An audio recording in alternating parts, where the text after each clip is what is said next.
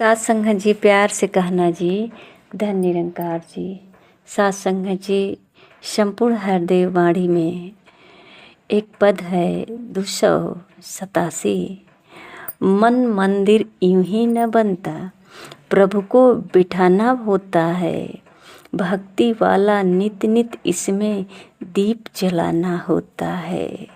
कर्म अगर है रावण जैसा, मंदिर न बन पाता है। भाव अगर है राम के जैसा, मन मंदिर बन जाता है।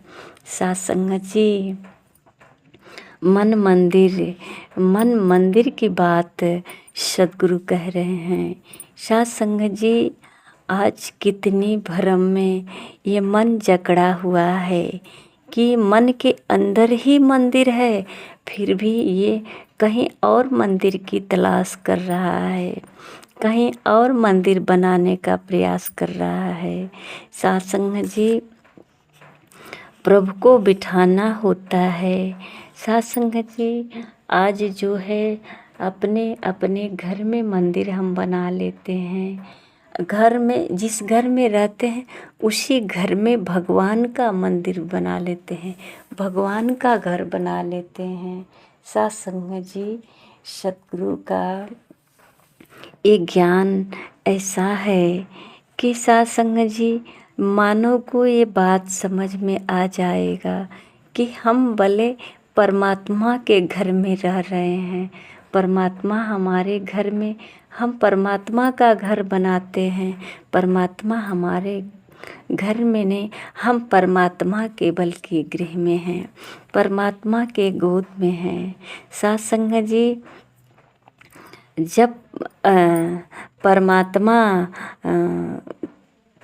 को हम मंदिर में जाते हैं ढूंढने के लिए, मंदिर में पूजा करने जाते हैं, तो सात संगत जी एक यहाँ भी भ्रम होता है कि हमारा घर मंदिर जैसा नहीं होता, क्योंकि हम मंदिर का सफाई करते हैं, मंदिर में पूजा वंदना याचना करते हैं, प्रसाद चढ़ाते हैं, मंदिर में कुछ समय शांतिपूर्वक हाथ जोड़कर बैठते हैं, दीप जलाते हैं।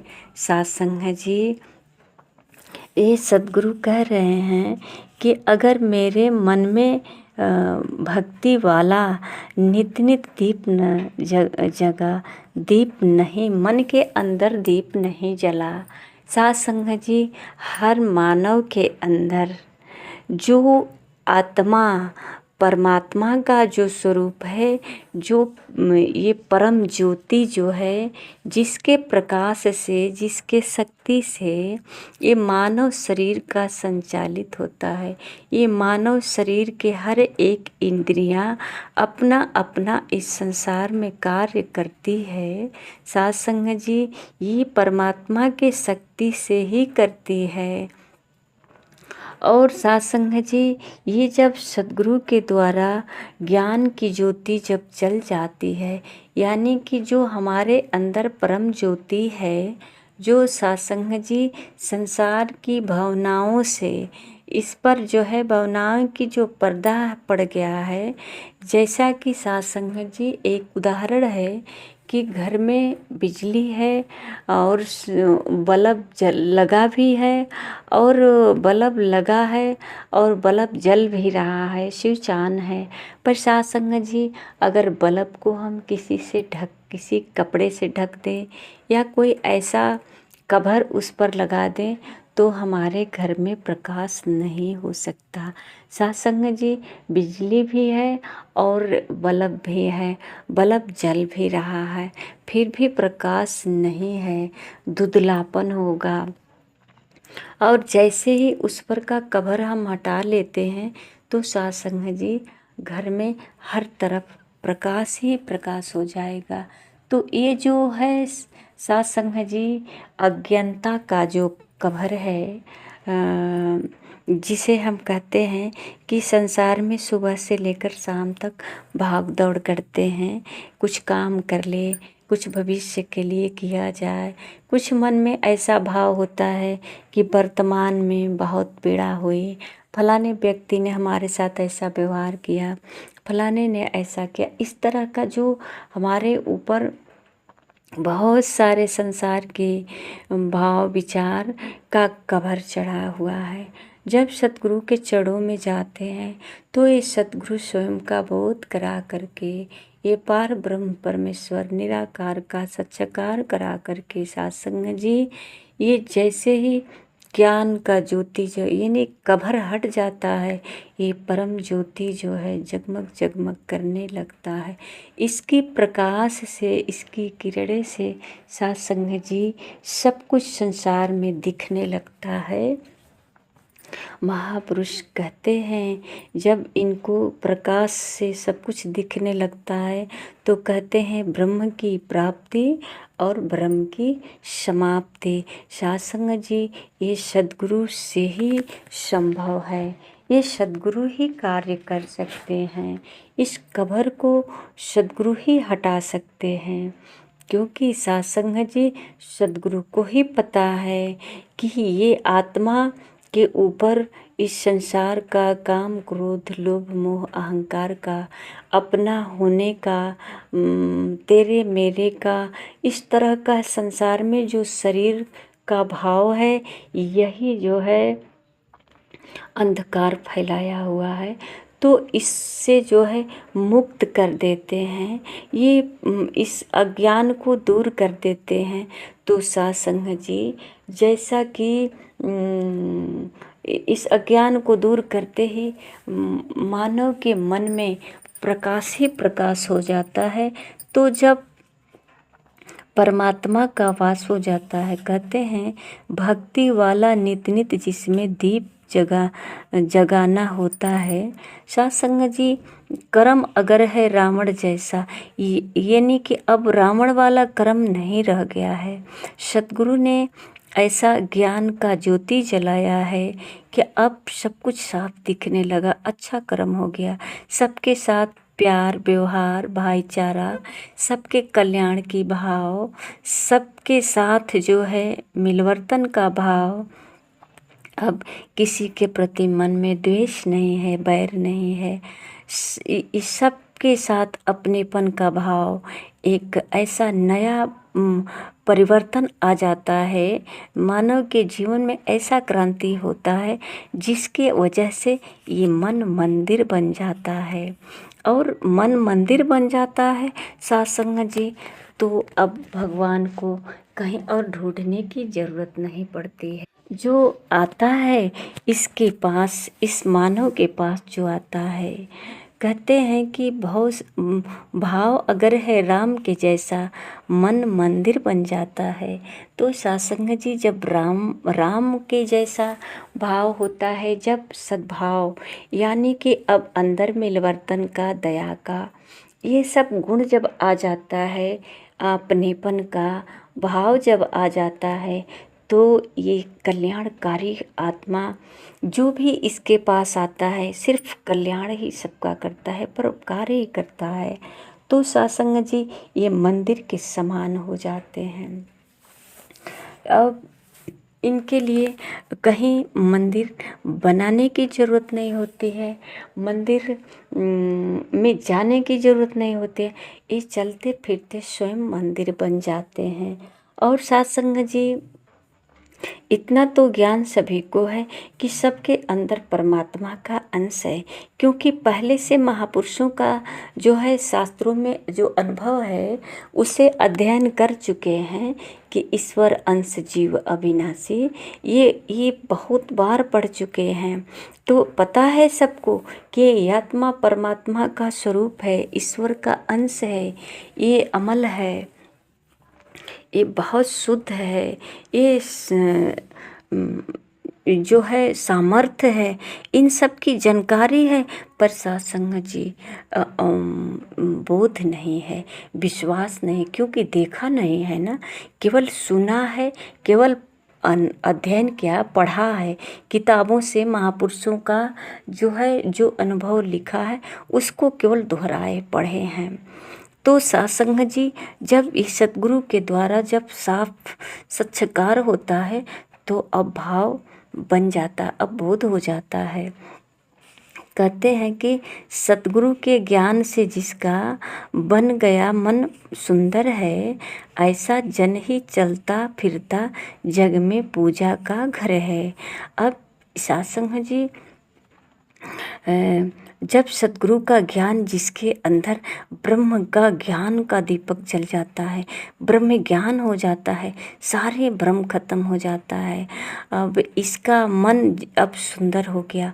जैसा कि महापुरुषों ने पहले कहा है ना, निर्मल मन जन सो मोहि पावा। अब ये मन बिल्कुल निर्मल हो गया, अब ये मंदिर बन गया। अब भगवान को बुलाने की जरूरत नहीं है।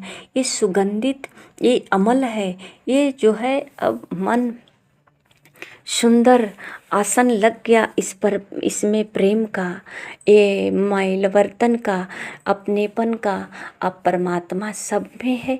तो ये सब में अब ये मन में विराजमान हो गया, प्रकट हो गया। अब कहते हैं कि ये जब प्रकाशित हो गया तो सब में इसकी प्रकाश की वजह से ये वैसे तो महापुरुष जो है पहले से बताए हैं कि गुरु के ज्ञान से जो दिव्य दृष्टि मिलती है, श्री गुरु पद नख मणिगन ज्योति सुमिरत दिव्य दृष्टि ही होती। जो गुरु का स्मरण करता है, गुरु के चरणों में आकर समर्पण भाव से दंडवत प्रणाम करके गुरु का बंधन करता है तो उसे दिव्य दृष्टि मिलती है। यानी कि अब ब्रह्म ज्ञान की ज्योति जल जाती है। गुरु जला करके ये जब ज्योति जल जाती है, इसको कहें या कि दिव्य दृष्टि मिल जाती है, तो सत्संग जी अब सब कुछ दिखने लगता है कि कण-कण में परमात्मा है, बस एक ही है, हर जगह है। अब कहीं कोई और नहीं है, सिर्फ यही है। तेरा रूप है ये संसार, निराकार तू ही, साकार तू ही, अवतार तू ही, सब कुछ तू ही तू है। जिधर देखता हूँ उधर तू ही तू है, हर शय में जलवा तेरा हूबहू है। अब कहीं कुछ बाकी नहीं रह जाता, सब जगह परमात्मा ही परमात्मा। तो सत्संग जी, जब इस तरह का भाव होता है तो कहते हैं कि चलता फिरता जग में पूजा का घर होते हैं। ऐसे मानव को अब भगवान मान लेते हैं। इनको भगवान, जो गुरु के चरणों में आकर के समर्पण हुआ, इनके अंदर से एक ये शरीर का जो भाव था तो अब ये मिटा। अब कहते हैं कि ये जब भाव मिटा तो अंदर से अब जो है नया जन्म हुआ।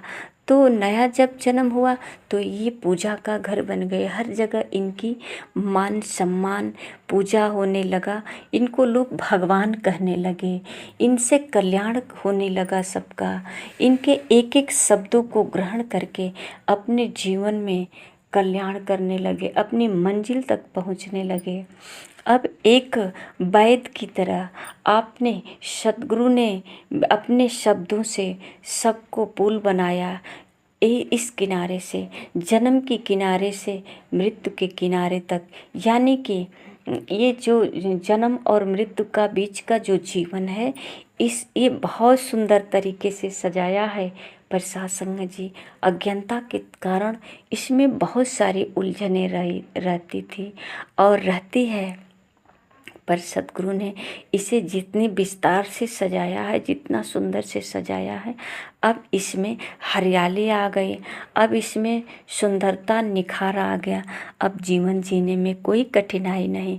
सहज भाव से महापुरुष इस शरीर को, इस संसार के एक एक वस्तु को साधन बना करके, और ये पुल के समान हो गया।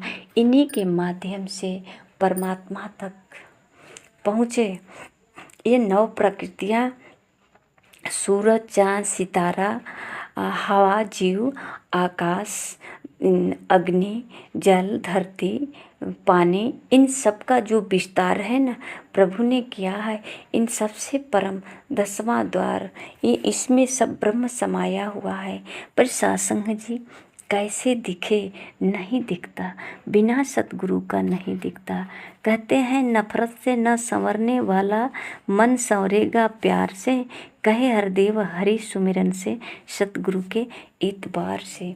ये सतगुरु पे एतबार कैसे होगा? सतगुरु सत्संग जी जब संतों की जब प्रभु की कृपा होती है तो संतों का दर्शन होता है। और सत्संग जी ये जो है सज्जन पुरुष मिल जाते हैं, और सज्जन पुरुष जब मिल जाते हैं तो सत्संग जी ये जीवन में कल्याण हो जाता है, हरि की दर्शन हो जाता है। सत्संग जी अब इनके चरणों में आकर के अपने जो जीवन को संवारा है, आज सत्संग जी उन्हीं का अनुभव है। चाहे अवतार बाणी हो, चाहे हरदेव बाणी हो, चाहे सत्संग जी रामायण हो, गीता हो, पुराण हो, जो भी हो, जो भी हम अध्ययन करते हैं, जो पढ़ते हैं, आज सत्संग जी ये संपूर्ण हरदेव वाणी का पद है। ये हमारे सतगुरु का एक एक शब्द जो है अनमोल वचन है। एक एक वचन अगर हमारे दिलो दिमाग में बस जाए, हे सतगुरु आप कृपा करो, आपका एक एक वचन एक एक सांस पे अध्ययन हो, और ये इसमें जीना आ जाए, और जो जिस तरह से आप जीने का तरीका सिखा रहे हैं, जिस तरीके से मानव के जीवन को 84 लाख योनियों से मुक्त कर रहे हैं प्रभु, इस संसार में अज्ञानता अंधकार से आप प्रकाशमय जीवन कर रहे हैं। सबके जीवन में ऐसे ही करना, हे प्रभु, हे निराकार दातार, हे सतगुरु आप सब पे दया बनाए रखना। हित में टोला मोहल्ला गांव घर सारे जगत को आपने संवारा है, सजाया है, सबको अपने चरणों से लगा कर रखना, सबको अपने चरणों से लगा कर रखना, सबको सद्बुद्धि देना, सबको प्यार भरा जीवन देना, संतोष देना, धैर्यता देना, और सबसे प्रेम से मिलकर रहने का, सबके साथ प्यार से सेवा सत्कार करने का अंदर से ऐसा भाव देना प्रभु कि ये मानव जीवन सहज और मानव सहज भी हो जाए, और मानव जीवन का कल्याण भी हो जाए, और उद्देश्य भी पूरा हो जाए। साथ संगत जी प्यार से कहना जी, धन्य निरंकार जी।